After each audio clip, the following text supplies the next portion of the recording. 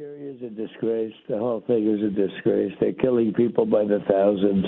It's a genocide, and I'm really angry about it. And we pay, we give a lot of subsidy to Nigeria. We're going to end up stopping. The government's done nothing. They're very ineffective. They're killing Christians at will. And, until I got involved in it 2 weeks ago, nobody even talked about it. Are hoping for? Well, whether we like it or not, we are living in a global village. Let me use a very popular cliche. I mean, the world knows our situation, which is the reason why those who really are concerned about what's going on in this country, look, there are attempts by interests to take over huge territory, part of Nigeria, part of Chad, part of Cameroon, part of Niger, and turn it into the global headquarters of terror. Those in intelligence circles know this. I'm saying this publicly now. A lot of people know this. We must never allow that kind of thing to happen. We don't want to live under ISWA. We don't want to live under Boko Haram. We don't want to live under Lukrawa. We don't want to live under... Good afternoon, everyone. Thanks for joining me in this video. This is Saturday, the 22nd day of November 2025. Even though you are a thief, you must not come out in the public to tell the public that, oh, I am a thief, and be behaving like a thief in the public. Now, that is the situation of the federal government of Nigeria. You see, every social media account now that is reporting about this genocide is under attack. They said that the federal government of Nigeria is regarding them as a national security threat. Someone like Reverend Ezekiel Dajomo, all his social media account has been deleted. Why? Because the federal government of Nigeria said that page is a national security threat. I am afraid because if this government don't know what it means to have a national security threat, I think I can tell them and educate them. The national security threat we have today started in the year 2012. In the year 2012, when Boko Haram asked the whole southern people and the Christians to leave northern Nigeria, they gave them 3 days ultimatum. They refused to leave and they started killing them. United Nations had a sitting and ruled against this sectarian killing by the Boko Haram against the Christians far back 2012. You know what? It was the national security when Buhari and his cohorts were supporting this Boko Haram, saying that the fight against the Boko Haram is a fight against the northern part of the country. Fast track to 2014-2015, Tinubu is aware of this. The coalition of Tinubu and Buhari imported these bandits we are seeing today, who have already signaled, and ever since then, bandits have been trooping into the country. They are terrorists. They call them bandits for you to specify the kind of terrorists they are. So, importing terrorists into the country because of election to remove Jonathan, so you didn't consider it as a national security threat, right? So it doesn't threaten the country. And you people continue to pay these terrorists. Erofai made this statement, you did not deny it. Babadati made this statement that Tinubu is paying the bandits through the Office of National Security Advisor. They made this claim on the national television. Up to the presidency did not deny it. How can you be paying terrorists, the people who are reporting the effect of the terrorists that you are supporting? You are now clapping down their social media account saying it's a national security threat. See, I don't get to know how many people are supporting Tinubu, APC, and this their evil regime. I don't get to know how many people are supporting it, but it will be over for you all. Because we cannot be living in a nation where the terrorists are now ruining the people, collecting tax, taking territories, killing soldiers, adopting students, and so on and so forth. The only defense Tinubu and his cohorts can put forth is not to fight for the people, but to stop the people from talking. In this generation, you stop people from talking. You are joking. You are joking like you don't know what you are doing at all. Attacking people, say, even this guy, this my friend, the English analogy, okay? His Instagram was deleted, but later, after so many write-up to Meta, they now restore it just a few hours ago. We can't continue like this, no. You know, according to more in the show, we must not only wait for the international community, it is revolution now or never. Because the issue here now is that Tinubu understands that he is losing supporters. Even people from his cabinet are now telling him, this thing is true. Yesterday, the federal government now accepted that they are jihadists killing Christians in Nigeria. Now, Nuhu Ribadu should tell us what he went to US to sign.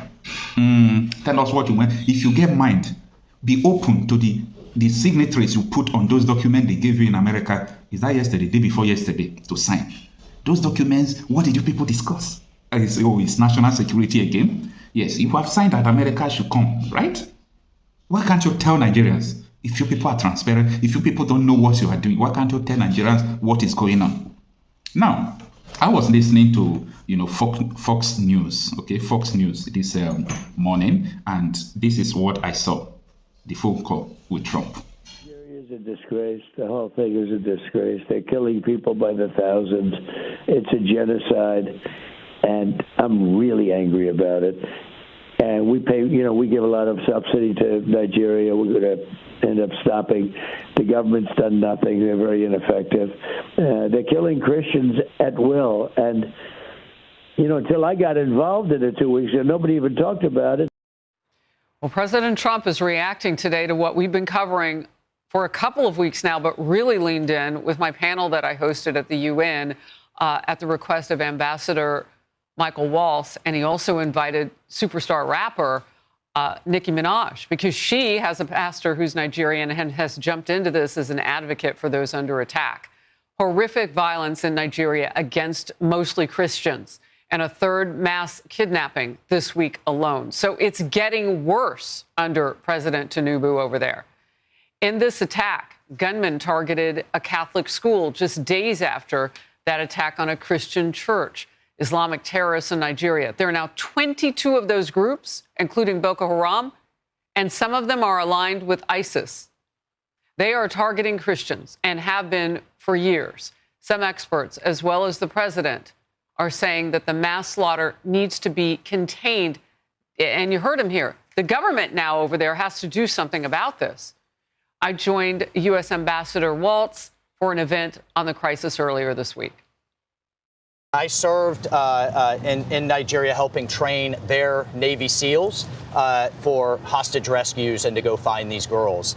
And Harris, it is horrific what is happening to them right now. We were able to get many of them back, but not all of them. And as a father of a daughter, it's just horrific to think little girls, 8, 9 years old, being kidnapped out of their schools and sold into Islamic sex slavery.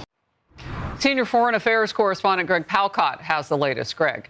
Hi, Harris. That's right. More violence in Nigeria. Christians again under fire. A Catholic secondary school in the town of Gwara in northwestern Nigeria attacked by gunmen. Local media says as many as 52 kids were kidnapped. A desperate search involving military and police is on right now. And yes, earlier this week, a Catholic church nearby was attacked. 2 people were killed and 38 worshipers abducted. The ransom per person, $69,000. Thousands of Christians have been killed in recent years there, leading some, yes, to speak of a Christian genocide. President Trump has branded Nigeria a country of particular concern regarding religious freedom, threatening to apply sanctions and send in U.S. troops. Here's how a State Department official put it at a congressional briefing yesterday. The Trump administration is developing a plan to incentivize and compel the Nigerian government to better protect Christian communities and improve religious freedom. Still, the Trump administration and analysts say others are getting hurt, too, by Islamist terrorists, organized bandits, militants.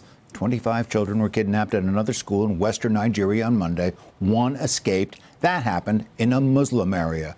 Harris, Nigerian officials claim they are not persecuting any religion, but many analysts say at the very least they are certain that the government officials are not protecting their own citizens. Back to you. Yeah, and as we've been pointing out, it's mostly young girls and women, and that's what we saw in that church. And those new numbers are just heartbreaking. How many more people were kidnapped and killed in that church attack that we showed this week? Greg, thank you very much. You see, growing up in Nigeria, I used to tell myself that if there will be a revolution from Nigeria that will work, that it will come from the north. But unfortunately, it will never happen in the north because of the structure of their leadership. So in other words, Nigeria has no hope. Because revolution cannot start from the south. The south, as they so much value life that they don't want to die. There's so much value responsibility that they don't want to sacrifice even 1 hour. In the north, they have the time to sacrifice, but religion will not give them that motivation to go do otherwise. So in other words, there is no serious revolution coming up in Nigeria. It's not going to happen. Go ahead. What is the next thing if there is no serious revolution? And if this U.S. intervention fails, of which we know it is not going to fail, we know that Trump is not kind of people who says, I want to do something and, go back to his words and swallow it. He's really going to carry out the actions he said he's going to carry it out. But in case his intervention fails, what is the future? If it fails, Nigeria is doomed. I pray that if it fails, Nigeria is doomed. But I don't think it will fail. It may take them time, because when they come to Nigeria, they're going to find people that will help them, not from the government. Individuals that will help them. They are doing it already. So they're not going to fail. It's not like we are not Afghanistan that that have their two strongholds. They across the whole country. The same stronghold of Islam holding them down. In Nigeria, it's so diverse. So they will have people that can work with them. But those will not. So America is not going to fail. But if they fail, then we are doomed. Anyway, what do you have to tell, we Nigerians? Because I look at what is going on in Anambra, what went wrong in Anambra State during the gubernatorial election that just happened. They were sharing one can of malt. Malt is a non-alcoholic drink. One ganda, I don't know, it was all those beef ganda, and 1,000 naira. That is what they are receiving for them to be convinced not to vote for the person they wanted to vote for, but to vote for someone who is giving them one can of malt, one stick of ganda, and 1,000 naira. 1,000 naira is how many dollars now? Let me say. Maybe 1,000 naira. 1,000 naira, maybe how much? 80 cents. Maybe. Less than $1. 80 cents. That is what they are using to buy their conscience for election. I don't just understand. Don't see it like that. Understand that our people, this is the culture that they have known since ever they know Nigerian election. So, so they always expect something. So whether you give them something or not, they will still vote. I just went through the election result. I don't think there was any kind of serious rigging, but it was just a landslide. So that tells you that these people already know what they want. Because if it's issue of sharing money, we would have said, okay, let's go to this local government that this guy did better. But across the board, one party just carried the whole thing. So whether you give them money or not, they would have voted what they wanted. I have somebody that said, oh yeah, I collected 2,000 from them. And I voted, but she knows where she voted. So, so it's just like a culture, but it's not a good culture. But it's a dangerous one. It's a very dangerous one. But though that incident happened the day before the election, not on the day of election. You see what I mean? That incident you're talking about happened the day before the election. Because if you can listen to them, they were saying tomorrow. Tomorrow. So it was not the day of election. So it's like they called them to talk to them about the party and everything. But normally when you call us to any kind of event, when going home, you have to give us something. But don't you see this as a symbiotic relationship in a perverse manner? In the sense that the politicians will give you money, and the politicians will think that this money I'm giving you, I'm already buying you. So when the politician wins the election, or when he finds his way to the position of power, the same politician will now say, the money I used to do election, so the money that's supposed to belong to the people's healthcare, roads, everything, he now use it to start paying for debts that he used during the election. After paying for the debt, he will now accumulate money for the next election. Why do people continue to languish? You are very correct. However, we have two things on the table. One is poverty. The other one is good government. Okay. Which one should come first? That's one of the diabolical Nigeria has now. Poverty and good government. So bad government feeds poverty, get their vote, continue bad government. So how do we break it? You cannot break it if people cannot guarantee 3 square meal a day. So because we have poverty in Nigeria, and we have bad government, is a cycle that we continue. It's not going to break tomorrow. The government can break it if they want, but they don't want to break it. It's unfortunate. Yeah, so it's like I had the other people what you call to the program. I feel for Nigeria too. Sometimes I feel angry, but I'm like, there's no, should they divide Nigeria? I don't think it's a good idea, because there are Christians in the north that will suffer most. So before you talk about dividing Nigeria, you must think about all those Christians in the southern Borno, southern Kanu, Kaduna, down to Plateau. You have to think, where would they go to? Yeah, we had a discussion like this, and the question put forth is, if you don't divide it, because what America said, if you listen to what the Department of War said, when they said that we initiate two-state solution where the persecuted Christians in the north can find refuge in the south. That is what they said. Now, they said if you say because Christians are in the north, you see the persecution those northerners are facing. Just give Nigeria 5 to 10 years. People in the south will be facing the same. So the whole country, there will be nowhere to go any longer. Yeah. Do you see the logic? Yeah, you're right. You're very correct. This is You're very correct. But I'm thinking somehow that if they can come up with something like confederation, that might help better. But again, it will not deal with the issue of religion, because most people in the Benue, in Bono will still be in Bono. Those in the Katsina will still be in Katsina, even if they are Christians, and they will still be persecuted. The dangerous issue the US saw was that Nigeria is already a confederation, but that confederation is not valid for everyone. It's only valid for the people who practice Sharia. This is what one of the missionaries told me. He said that he found that Sharia is in the Nigerian constitution. I say, yes, it is. And they defend it like it is like a customary something. Yes. He said, if you claim that you have many tribes and religion in Nigeria, why do you put only one in the constitution? Why do you have Sharia code? Why do you have Sharia police? Why do you have Islamic banking? All those, like, why all these things? But these people... Nigeria did not write any constitution. The constitution was given to them by the same Sharia government. Exactly. So I want you to understand the concern of these people. So they are saying that Nigeria is already in confederation because in the constitution they saw that there is a 9 Sharia state already. So those people have separate law, separate norms. They have, whether it's a penal code, or the criminal code, something like that. Yeah, penal code. Why the Southerners, like, we are not one. So it seems that there is a dangerous, according to Christian, dangerous diversity that is causing all these things. So, Mr. Jackson, we have exhausted your time. Just leave us with some words in 1 minute so that we can go to the next guest. Okay. All I will say is there's no hope for Nigeria. I'm so sorry, but I come to Nigeria, but it's after leaving Nigeria, I'm like, there's no hope for this place. People should just go back to their villages and see who they can help, because poverty is the biggest problem. If we can help people to get out of poverty, then all these 1,000, 2,000 to vote might come down. Like somebody who I was talking to who actually collected 2,000, didn't need the money. It's like, give it to me. But she still voted what she wanted to vote.